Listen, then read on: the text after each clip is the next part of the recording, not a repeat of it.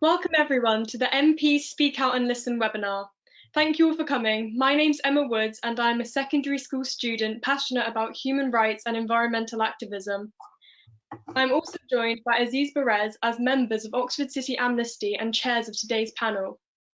We're also joined by Anneliese Dodds, Labour MP for Oxford East and Shadow Chancellor of the Exchequer, and Layla Moran, Liberal Democrat MP for Oxford West Abingdon and Liberal Democrat Spokesperson for Foreign Affairs and International Development. After a talk from each MP about what social justice means to them, there will be some questions from myself and Aziz, followed by questions from the wider audience, which you may contribute via the question section at any time. This event is part of the Amnesty International UK Central England Festival of Social Justice, which involves some 50 free events taking place between the 16th of April and 31st of May. The Festival of Social Justice brings together the 40 local amnesty groups in the region, other amnesty networks and channels, and a range of community organisations to spread the word about social justice and human rights, and to engage as big and diverse a group of people as possible in campaigning action, now and in the future. We hope it will provide opportunities for learning, fun, participation and activism. For more information, please search Amnesty Festival of Social Justice, Central England. I will now hand over to Aziz for some general housekeeping. Good afternoon, everyone. My name is Aziz Barez. I am an ex-diplomat, moved to UK before 12 years, and I have been member of Oxford City Amnesty since 2010 when I arrived as a refugee. I am a human rights activist focusing in Afghanistan and Central Asia and human rights and women's rights issues. The webinar software being used for this meeting, GoToWebinar, has some difference compared with other online meeting platforms like Zoom. It's more designed for a large audience. As an audience member, you cannot be seen or heard. You can submit a question using the questions option in your control panel. Please use this only for questions. Questions can be submitted at any time during the webinar. Please note there is no general chat. Facilities between attendees and the question can only be seen by the webinar presenter and panelists. We will do our best to respond to as many questions as possible. Depending on the amount of question, it may not be possible to respond to your particular question. If your question, please be respectful to others. If you have any technical difficulties, please try closing the webinar and re-joining. This webinar will be recorded. Attendees will receive a follow-up email with a link to the recording. Finally, please be aware that opinions expressed during the webinar might not be necessarily to those of Amnesty International. Well, now we hear from Labour MP from Oxford East, Anneliese Dodds, about what social justice means to her.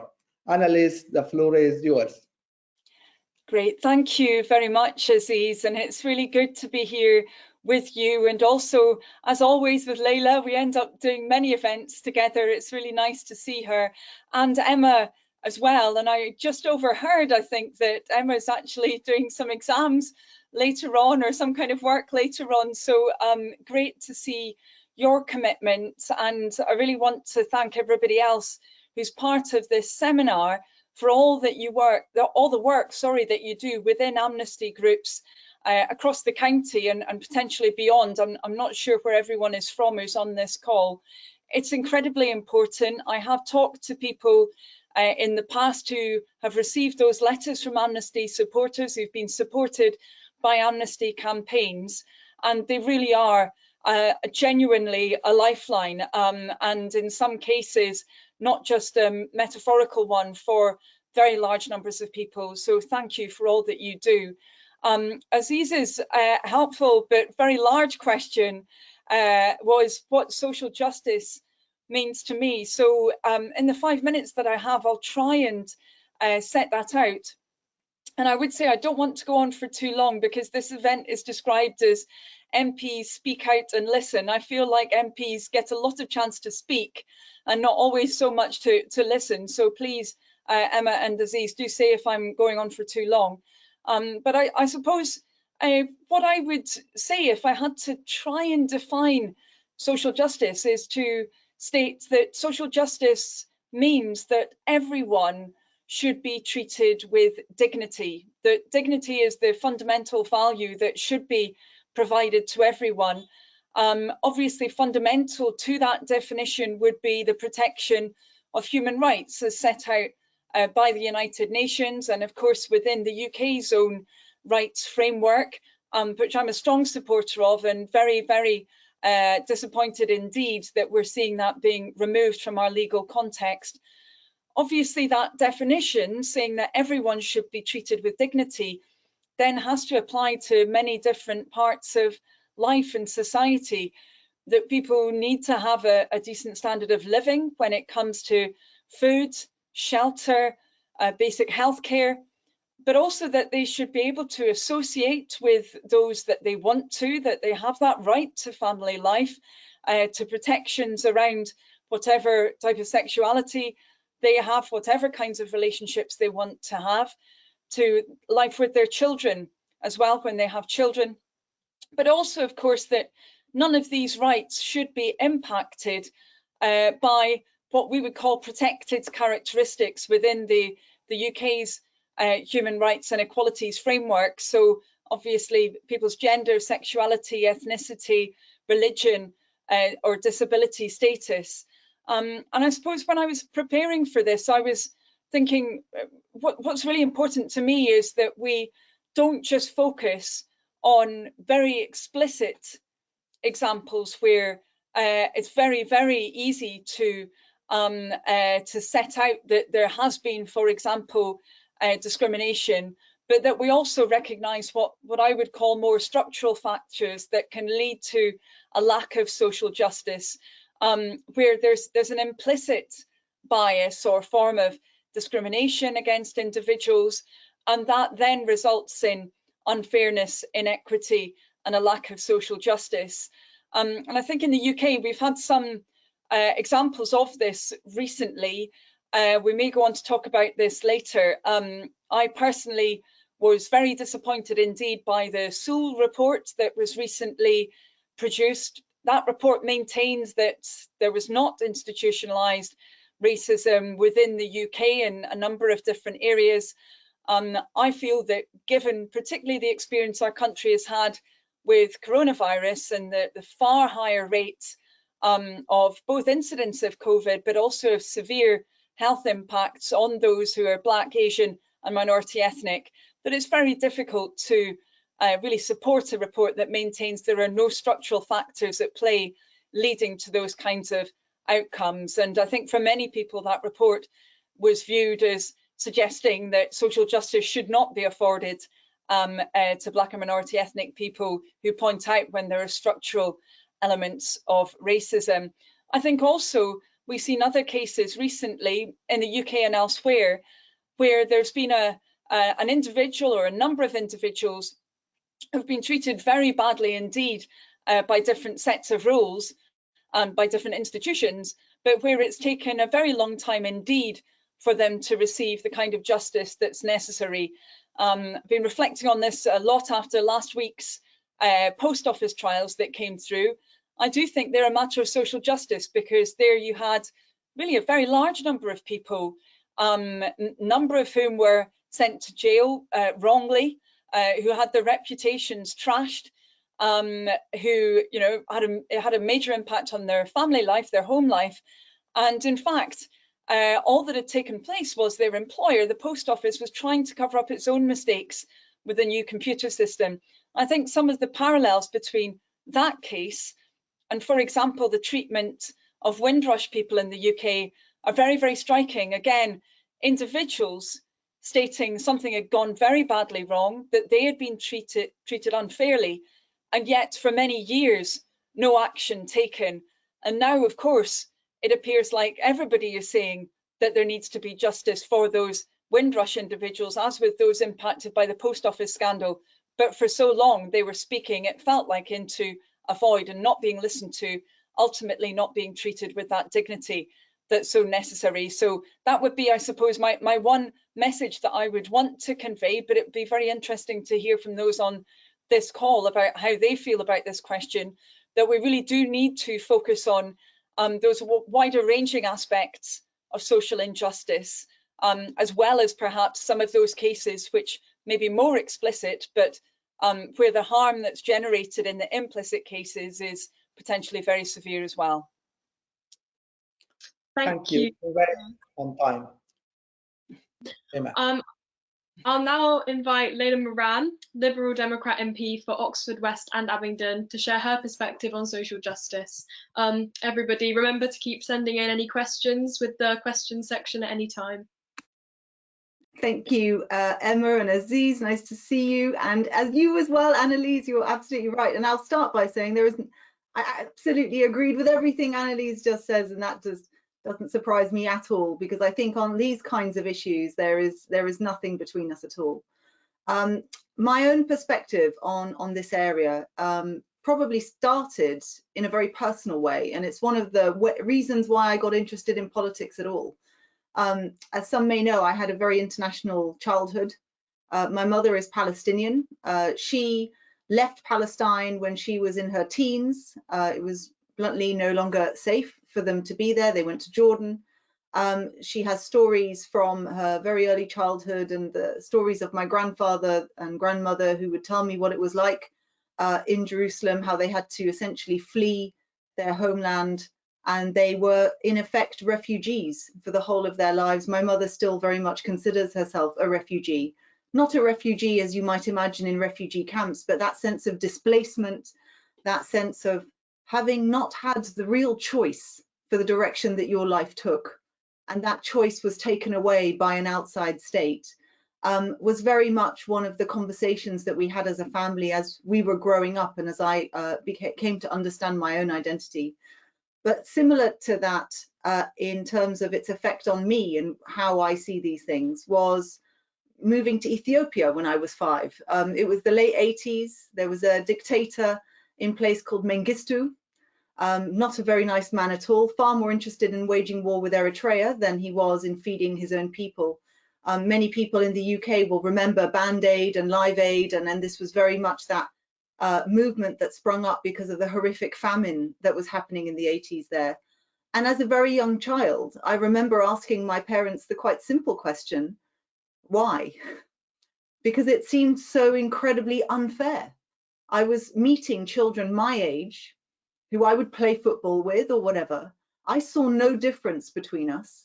And yet when I went home, it was a very different experience for me than when they went home. And as I've grown up, it became even more apparent that stark difference that you aren't often responsible for, you are often born into. The choices that you never made then have an extreme effect on what you are able to achieve in your life.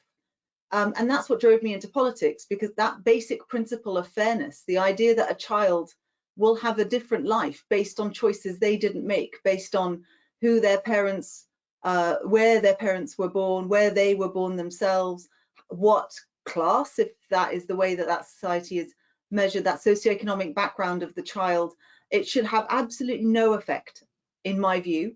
And until we reach a world where every child, no matter where they are, no matter their background, can achieve their potential according to what they want, then there is a fight for social justice, because ultimately that is the core of that unfairness. And so as I approach my work in Parliament, it is a huge reason why I stand on, the progressive left of politics, because I think that is one of the key driving factors of all of us who are in that realm. But also in my work as foreign affairs spokesperson, as I look across the world, and you could the brief is enormous. It is literally as big as the world. So what do you focus on? And what I've chosen to focus on is that sense of social justice and human rights. I've been fighting the cuts to overseas development aid that the Tories have shamefully brought forward, absolutely shamefully. And I'm sure we'll get into some of this, but the consequences of their choice are enormous. We are literally talking about hundreds of thousands, if not millions, of extra deaths that are going to happen as a result of the enormous cuts, the latest of which is a 95% reduction in the budget available to eradicate polio. I mean, how is this in our own strategic interest? But just bringing it back to that moral element, how can they go to bed at night knowing that actually the result of this is going to mean that children are going to die? I don't understand. I don't understand. And it's made me incredibly angry because it does not have support in Parliament, by and large. We know that there is a rebellion on the Conservative benches about this too. And what they are playing to is a sense of nationalistic populism that makes them think that the people of this country want that. And I refute that. I refute that narrative. I don't think that the British public want this or think it's the right priority. I think actually the British public care deeply about social justice. They understand the arguments that to help others is to help ourselves, and actually to help others is also just the right thing to do. So I'm part of a group in Parliament that's pushing back against those cuts and what it means for that wider sense of so-called global Britain.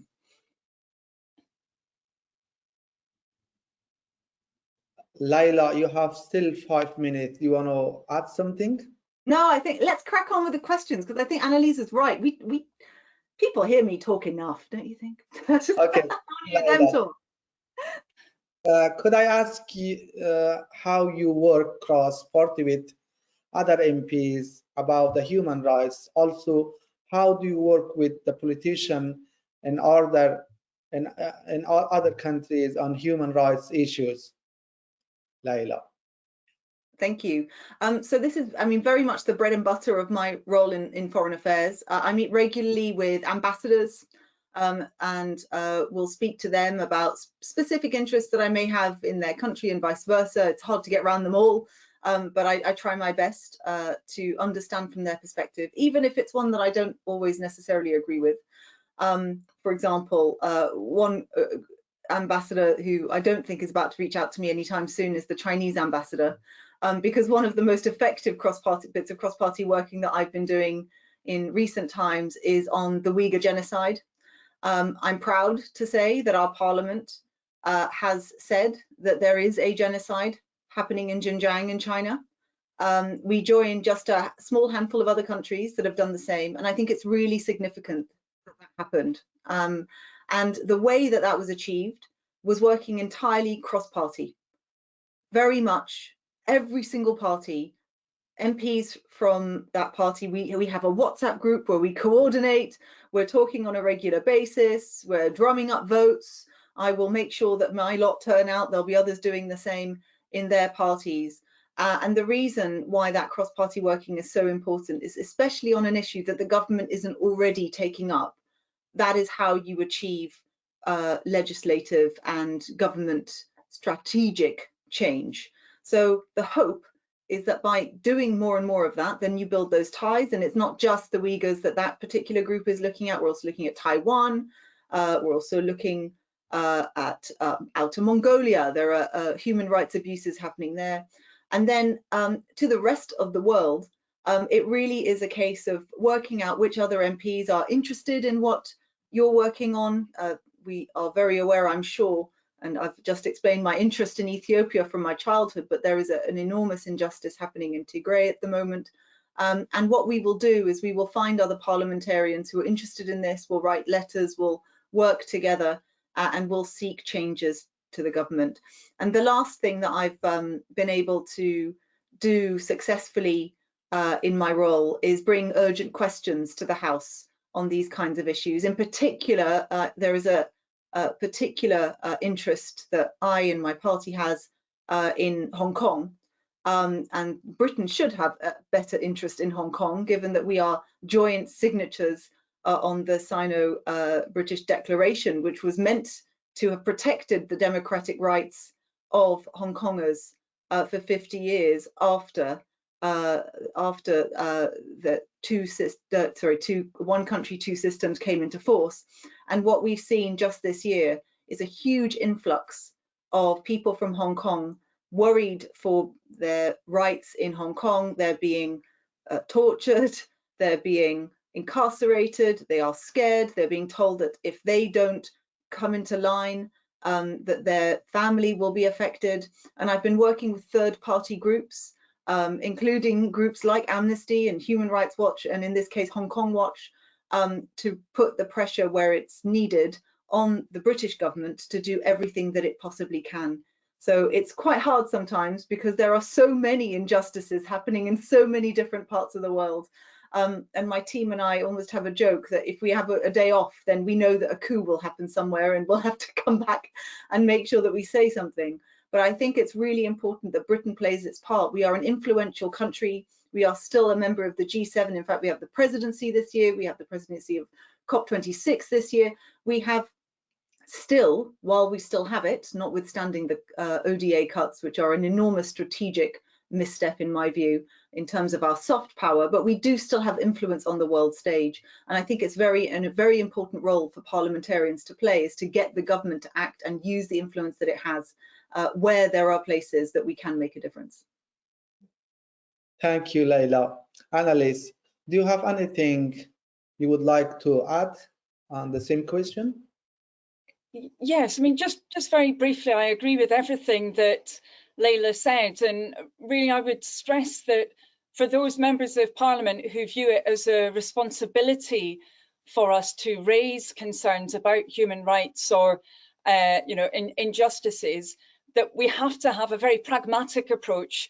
We need to really seek out any lever possible to raise those issues and to really shoulder that responsibility, because I do think we have a strong responsibility. I agree with what Layla said about the UK's role a lot of the time. You know, it really can make a difference if a UK parliamentarian raises an issue, and therefore we need to act on the basis of that responsibility. So I'm not going to repeat what Layla said around the mechanisms, which I think were absolutely right. I suppose I would just add the fact that we also work a lot with the Lords as well, whatever people's views are of the House of Lords, but they have actually been very useful on many different issues. So, for example, recently with a new bill around trade that's been passing through Parliament, we've managed to work with the Lords to get, for example, mechanisms within the new system for trade to be covering genocide, so that we're not making trade deals with regimes that have been involved with genocide. And that was through quite a lot of, joint working, again, across party, but across those institutions as well, between the Lords and the Commons in that regard. So I think that's important. We can also raise questions, which we do very, very regularly with ministers. And obviously, I'll look at what questions MPs from other parties have been asking about different subjects. Now that I have a front bench role, I need to go via Lisa Nandy, who's Labour's Shadow Foreign Office Minister, if there's particular issues that I want to have questions tabled on. So we work together as a team there, but we'll be looking to see what other parties have been raising around that particular issue. And, many of the different cases that Layla talked about are ones that we're deeply concerned about as well, and have been active around. I suppose just the last thing I would say is I think, especially in Oxford, it's particularly important for us to be active on these issues and to be reaching out across parties because of the diaspora communities that exist within Oxford, the fact that just about every country in the world is represented here. And that does mean that we have often many constituents who've had, unfortunately, very direct experience of their human rights being denied to them. One that's very important to me, for example, is the case of West Papua, where the leader of the indigenous people in West Papua is actually based in Oxford, and where there's been quite a lot of work done, not just with myself as the MP and Andrew Smith previously, but also with the City Council. And I would say that's gone across party. So we've had all parties agreeing to that. And I've described it as a special window that we have. You know, we have that special window in Oxford into many other places that unless we raise our voices, you know, the concerns in those places simply are not going to be heard a lot of the time. But that does mean the responsibility needs to be shouldered by all of us. Thank you. Amnesty often go into schools for discussions about human rights, and our impression is that there's very little citizenship and human rights education. From my experience at school, Amnesty have come in regularly due to the lack of this sort of social and political education. So I'll ask Anneliese, how do you think that this could be improved? Yeah, I mean, I think that's a really important question, Emma, and I think it is very variable across different schools a lot of the time, unfortunately. We also see that the precise issues that are covered, you know, they will vary quite a lot dependent on how those different subjects are taught and the extent to which there are some of those social networks with, for example, Amnesty and other organisations. So I do think that there needs to be more of a focus on this into the future. I would say around other broader issues as well. I mean, it's interesting, a couple of nights ago, I was doing an event with a trade union where actually in terms of people's rights at work, it's pretty important that they understand about trade unions, but you know, very, very few school students do. And again, there are some speakers who go into some schools from trade unions, but it's very, very patchy, it's very variable across the country. So I think the more that we can do around this, the better. COVID hasn't helped, of course, because it's meant that a lot of that kind of outreach hasn't been taking place to the same extent. But as we come out of it, I think we do need to be trying to build that up more where we possibly can. I mean, Oxford probably is a city where there's, if anything, a bit more of this than in many other parts of the country. So we do need to ensure that, you know, every pupil's got that awareness, you know, both so that their own human rights can be fought for, but also so they have an understanding of these issues internationally as well. Yes, I agree. Layla, what do you think about this issue? Yeah, so before I was in the Foreign Affairs brief, I was education spokesperson for the Lib Dems, and this came out of the fact that I was a teacher for the best part of 11, 12 years before I was an MP. And for most of my career, I myself had done A-levels and GCSEs and all that, but when I actually started teaching in a school that taught the International Baccalaureate. And what it made me realize was that there is a completely different way to structure a curriculum where all of this stuff is very much weaved in to everyday lessons.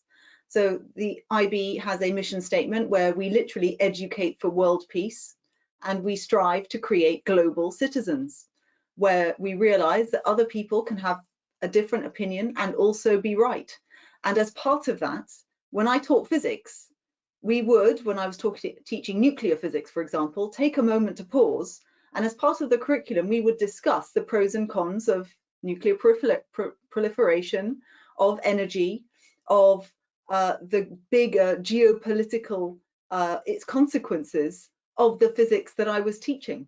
And what it did was it engaged young people in a different conversation about the science, made them understand how relevant it was to modern life now and some of the deeper consequences of what they were learning. And it entirely reinforced. So almost everything that we did was very much driven by that kind of ethos. And it can happen, by the way. IB can be taught in a school that has many different nationalities. And I was proud to be a governor in a school in Botley, and we have 72 different nationalities, and that's amazing. But equally, I have seen this curriculum thrive in a basically, you know, all white, relatively working class school in Birmingham. And I've been to those schools, and actually that ethos can absolutely translate regardless of where you are in the country or indeed in the world, regardless of background. And that was a state school, and there's I think a misunderstanding that the IB is designed for private schools. It absolutely is not. Actually, the vast majority of schools in the world that teach the IB aren't private. And what it does is it creates that sense of common endeavour among people, no matter where they are. I would love to see the British curriculum move towards that kind of a system. I totally appreciate it's unlikely it's about to be adopted. And there were moves actually under the last Labour government to do more of that. So there was money that was put aside to encourage schools to adopt it, but then the money disappeared and the training wasn't there and it didn't happen. And every time we've had a curriculum review since then, we have moved further and further away from that kind of ideal. We've moved into a curriculum that is far more didactic than it ever was before. It's all about learning content knowledge, much less about encouraging young people to think, much more parochial, really focused in on Britain. I mean, look at the debate that we've had, and I was really involved in calls to include more Black history in the history curriculum, to really face the Black Lives Matter movement as part of schools and teach that structural injustice that Anneliese was talking about earlier, and allow young people to really engage with these issues and our slave past and the empire and what that means for our institutions. And every part of the country is in some way affected by this. And we have always been part of a globalized society. In fact, this country's success is built off the backs of quite often very oppressive things that we did elsewhere. It's really important that we face up to that in ourselves and we have that discussion as a country. And it's not doing the country down to do it, it's quite the opposite. It's actually rooting us in our own history, understanding the breadth, the full breadth, not just the rosy bits of our history, and appreciating that actually there can be consequences for actions and consequences for choices that countries make. I do think that there is now a movement of not just young people, but also politicians who really want to try and change this stuff. But we need to continue to push. And there is no better thing, I think, that you can do than to free young people's minds by giving them a curriculum that actually trusts them to think rather than tells them what to think. Thank you. I'm very passionate about gender equality in Afghanistan. I would like to ask Layla how the UK Parliament could support women's rights in Afghanistan, which may be threatened as a result of the peace process with the Taliban. Yeah, thank you, Aziz. Well, you will know better than anyone that this is potentially quite a precarious time, of course, because we've got the US withdrawing. Britain is set to follow suit. There is a concern that actually, unless we step up support, we step up aid, that there could be a vacuum left behind. And yet at the exact same time, we saw, and this was the announcement that annoyed me even more than the polio one, and I suspect there's going to be a new one every single day, but it was the one that the budget to help women and girls in particular with regards to maternal health, safe abortions, family planning, that is being cut by 85%. And a lot of that is aid that's being given to the UN. And it's a lot, and a lot of the engagement that we do in Afghanistan is through the United Nations. So the UN budgets in general are being cut, I believe, in the order of about 80% as part of the cuts from 0.7% to 0.5%. So how are we supporting women and girls in Afghanistan right now? Badly is the answer, not anywhere near what we should be doing.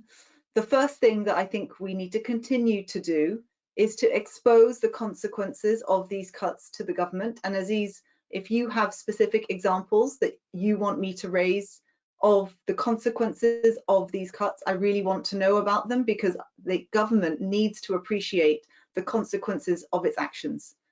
That, I think, is a really important first step.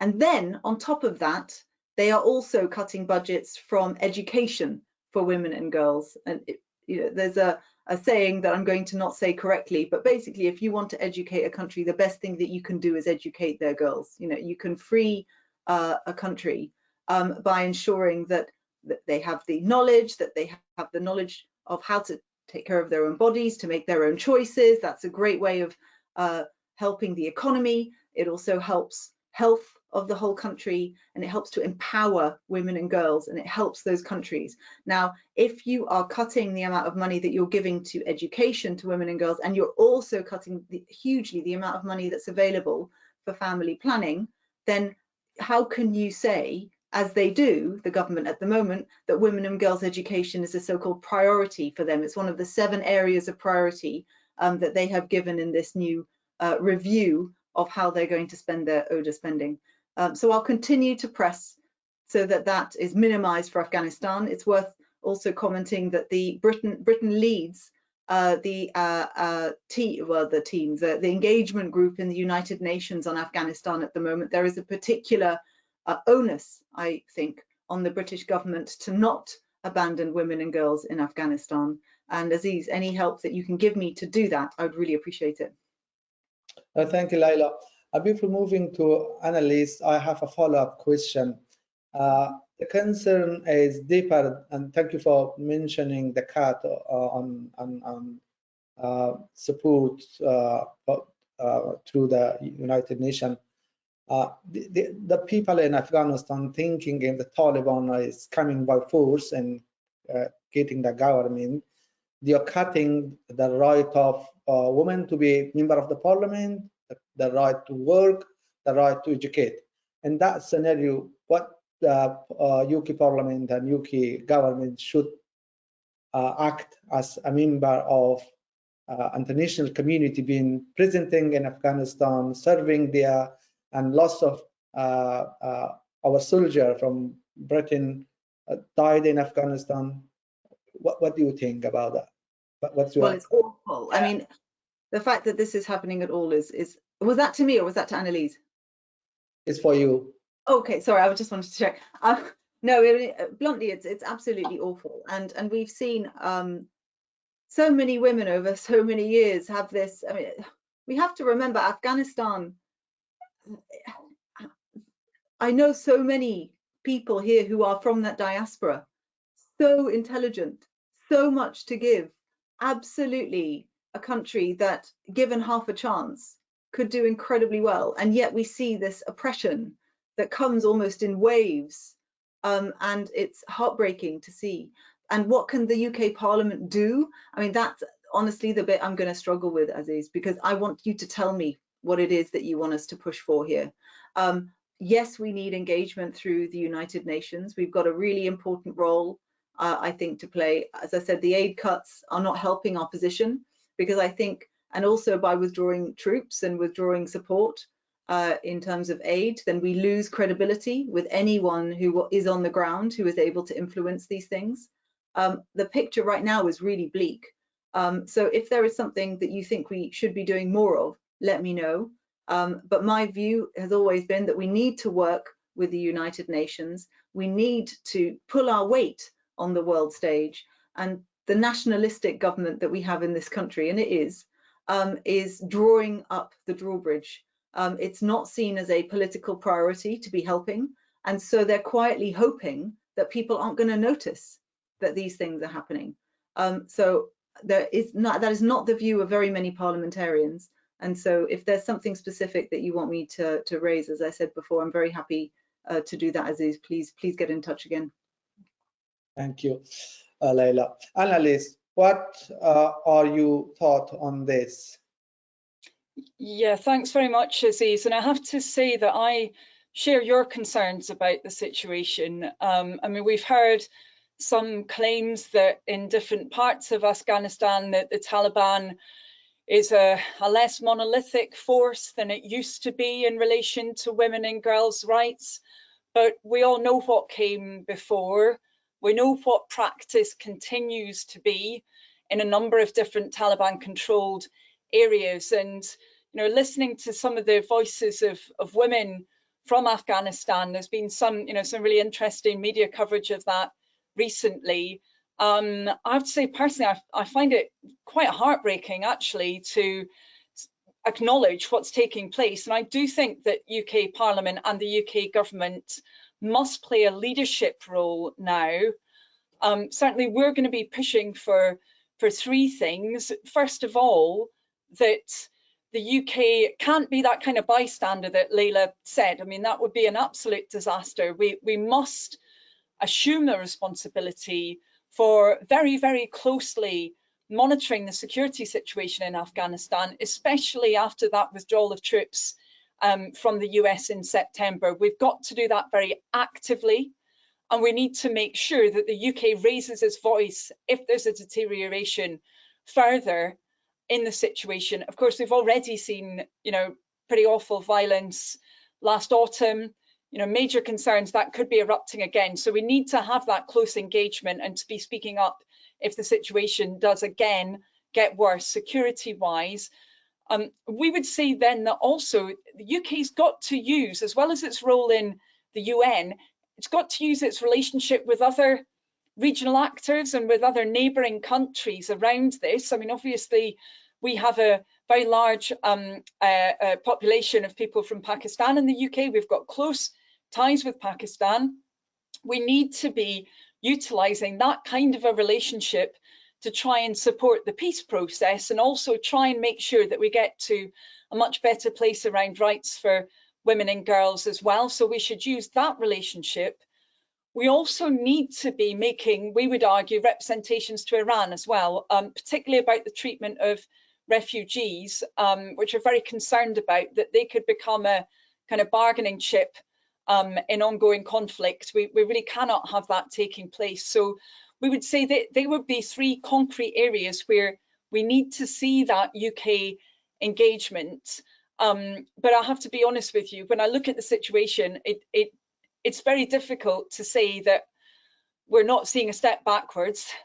So we've got to fight against that very, very strongly for the sake of those women. And certainly, I think UK parliamentarians, we need to make sure that we are actually the voice for some of those women and girls, and that where they are expressing concern, that we're there backing them, and that this isn't a private kind of conflict that isn't then covered by, in inverted commas, the Western media, etc., that there isn't then that pressure back through our government on the Taliban in particular, I would say.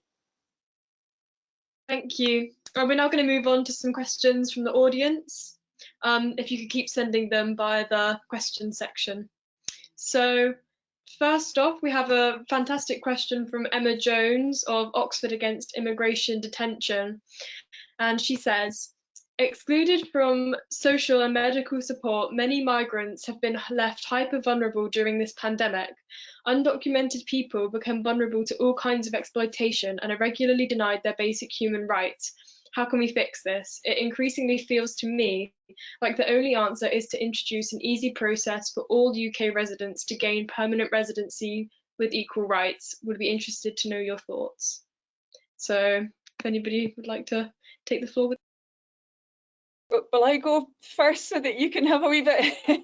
Great. I mean, I would say, first of all, that we've got to have proper legal routes available to people, especially those fleeing persecution and seeking sanctuary in the UK. And those legal routes have been rapidly evaporating. And, Emma, who asked the question, assuming it's the Emma that I know, I mean, she knows this in spades from her work with refugees who've come to our city of sanctuary. We hope that they will be able to get sanctuary here. But unfortunately, the Home Office so often it appears determined to prevent that process from taking place. Decision making is appallingly arbitrary. It takes so many months for people to see their cases even being looked at properly. And of course, we still have that system of detention in the UK, no longer at Campsfield, and that was a real stain on our county. I'm pleased that it's gone. But of course, those who might have been at Campsfield now have just been moved to other detention centres, and that system continues. So we really need to have clear legal routes that are available. We need to treat people then with dignity when they're moving through the system.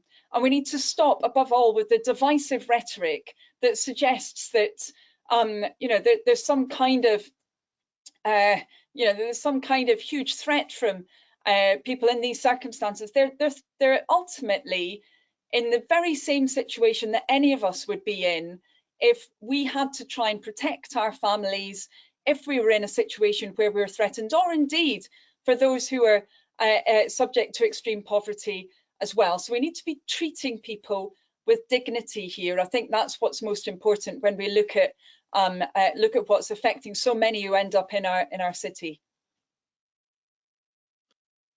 Thank you. I have a question from Janet asking, should the UK given some of the vaccine to India, holds to the India and other countries that have much less than us? Layla, can you answer that question? Yeah, thank you.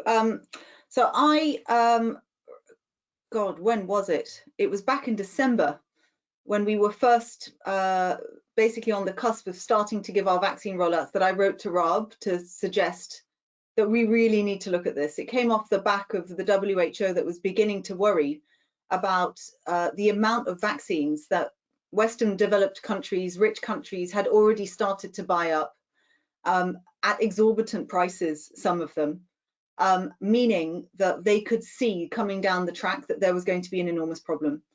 My view is that that Britain should be engaging in parallel rollout of vaccinations now. I am 38. I haven't had my first jab, and by the looks of it, I might be called up to have it in a couple of weeks' time. I would gladly and with love give that vaccine to someone elsewhere, somewhere else in the world that has not had it yet. I think it is unconscionable that this country is at the point where it is thinking of continuing its vaccine rollout and doing our own country first, the me first attitude that the WHO has warned about, and that we aren't even considering having some kind of parallel rollout from now, which other countries have committed to doing. And Norway, I understand, has already started to do it. The EU, I understand, are planning to also do parallel rollout, although they're not moving fast enough, in my view. And it's a failure. It's a moral failure of the international global community that this is being allowed to happen. And I wish more people were talking about it. But to the specific point of should we be giving that vaccine to India, I actually don't agree with the bilateral deals that countries have been making with each other, because that is a form of vaccine nationalism, where we have a resource that belongs to us, and we are going to give that resource to one other country and one other country alone because it suits us. And actually, there are better mechanisms for doing this. There is a facility called COVAX, which desperately needs more vaccines now. I met with them quite recently. They should be given that vaccine supply. And I think 1 in 10 is reasonable. For every 10 jabs we give, let's give 1 to COVAX. I think let's start there and see if we can increase it over time. They also need more money. They are primed to be able to vaccinate about 20% of the poorest countries in the world, low and middle income countries. There's 92 that they are committed to helping, and that should be the mechanism that we go through. And then the WHO should decide where should they give vaccines. The problem with giving India vaccines now is that, first of all, actually, of many countries, India is one of the better placed, and it's not necessarily the case that if you give vaccines now, it's going to manifest in helping them through this wave. The more important thing is oxygen, it's ventilators, it's equipment, it's personnel, it's know-how. All of that we absolutely need to give, and we have a huge diaspora here. It's entirely the right thing to do, as we would any other country that is going through such enormous turmoil and strife as they are, and it's horrible to see. But let's have a truly international response. This is an international virus. We don't know actually where it came from. We still don't know that for a fact. We certainly know that we created our own variant, which is causing all sorts of trouble elsewhere. We know that there are other variants that are already here. No one is safe until everyone is safe. And it's time we pulled together as a global community. And I'm really sad to see that this debate still hasn't really come to the fore of what we're doing.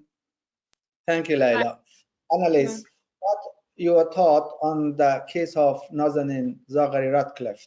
Can you answer that?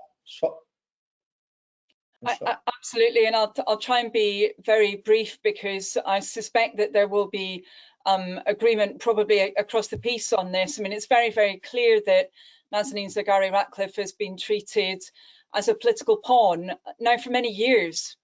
Absolutely denied every single type of her human rights, denied any kind of family life, being toyed with frankly, like a cat plays with a mouse. It's been absolutely horrendous to witness this. I have to say, I would have liked to have seen more strenuous engagement throughout from the UK government. I was very disappointed that we didn't see the kind of support for her that we should have seen. In fact, we had a situation where potentially at one point the UK government made her situation worse by mischaracterising her position. We really do need to see much more strenuous engagement into the future. because, you know, it does seem like she's being just used as that pawn, and it's been absolutely dreadful for her family. And I think, you know, what we need to be clear about is that, you know, very obviously the case of Nazanin Zaghari-Ratcliffe, quite rightly, because of you know, her family's campaigning and everything else, you know, that's been pushed to the fore, and it's such an appalling, egregious case of human rights being trampled over. There are so many other cases as well of effectively political prisoners. I mean, she's not even someone who's been politically active, but she's been incarcerated for political reasons, and so many thousands of people illegitimately held in appalling conditions across the world, but especially in Iran, actually. So we do need to, I would say, be far more strenuous in the UK in calling for her release and trying to represent all of those people and get something done about their situation. Thank you to everyone for sending this sending these, and yeah, we're all lots of more great questions, but that is all we have time for. I would now like to invite each MPs to make a brief closing statement of around 2 minutes. Anneliese, would you like to start first off? Sure, thank you very much. And I would say to anyone who wanted to ask me a question, particularly any of my constituents, do always just drop me an email. You know, people do very regularly contact me with issues like those we've been talking about, and I do my very best to reflect their views and get their voices heard as much as I possibly can. So do contact me offline if that helps. But I suppose I just want to thank you, Aziz, and also Emma, and again, everybody involved with the different amnesty groups in the county and beyond. I know the difference that you make, so please, please do continue with your activism. It's incredibly important.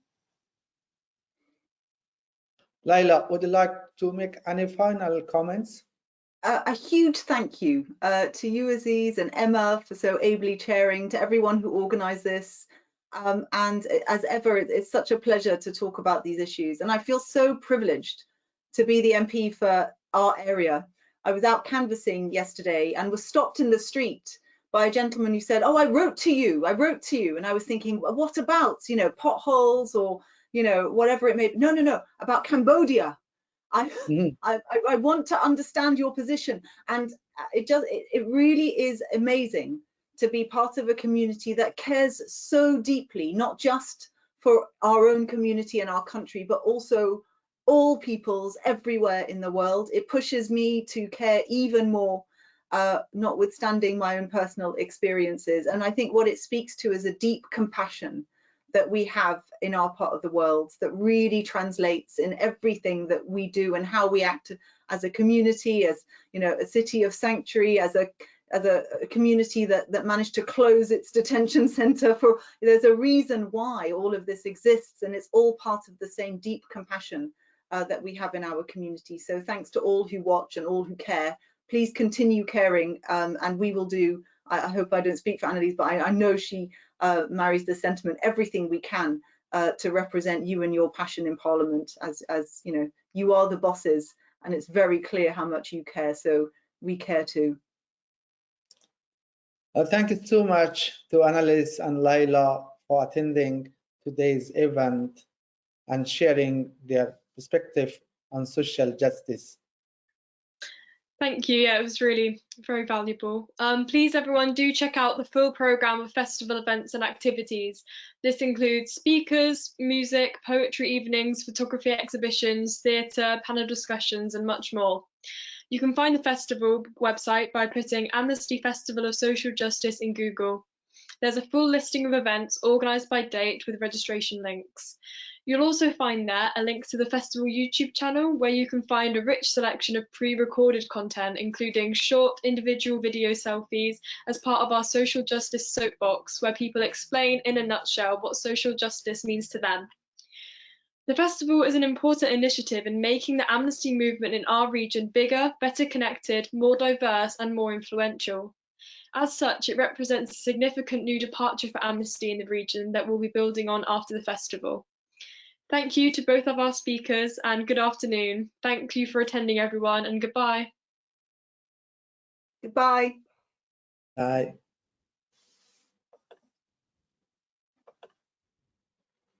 Thank you, Layla, for offering everything.